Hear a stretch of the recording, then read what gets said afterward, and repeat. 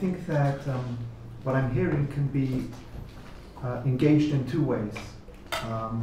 One is a dichotomy for people who are not people of faith, not people who are not religious, between the academic and the spiritual. And another is for those who are people of religion and faith,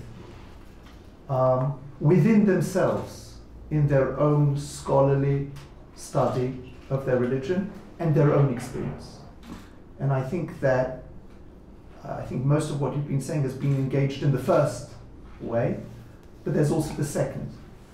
I'd be interested in what you have to say on that, but I just give as an example, in Judaism, as a religious person, when you study, the height of success is when you come to a new idea and then you find someone in the tradition said it before you.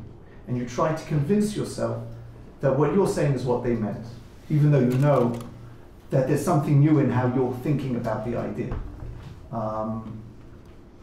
In academia, so the ego is, you're taking yourself away.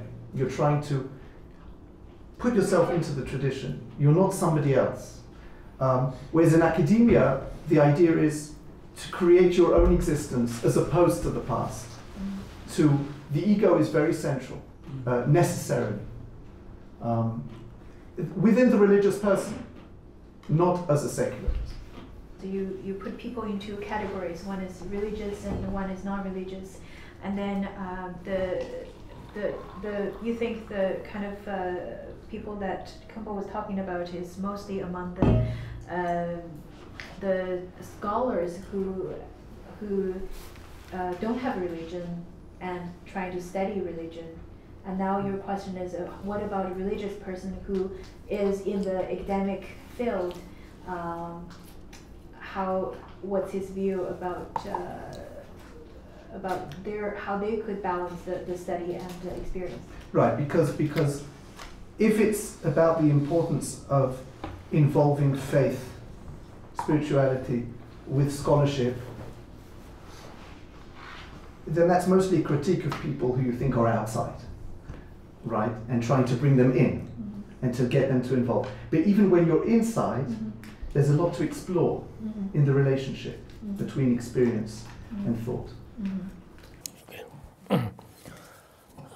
我认为那个现在学者就是没有信仰宗教、没有宗教信仰的这个学者，就他们的这个研究呢，其实最好是有一些包括什么这个历史啊，就是人类的这个有很多的这个经济政治啊，就这些没有信仰都可以。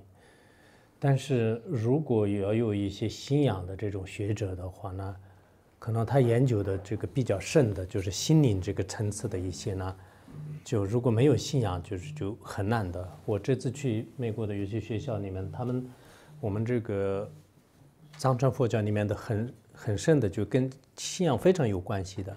但是他们，怎么讲啊？可能我现在这里讲也不一定让大家都明白，就是所以没有任何信仰，就是他可以研究宗教，但是呢，就因为有一些宗教的东西是它跟那个信仰有密切的关系，那么这个没有任何信仰的人，就是对他就有研究是有非常大的这个困难。我遇到一些那个学者，就是他也是其实犹太教跟我们这个佛教一样的，就是我们最终呢还是讲到这个无我，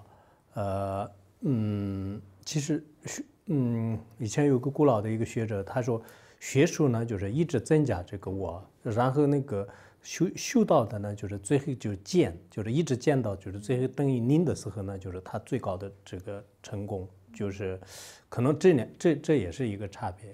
还有一个差别呢，比如说我们讲无我的时候呢，就很多学者就根本没办法，就无我的道理，就是他连基本的就很多都没办法懂，就这是一个。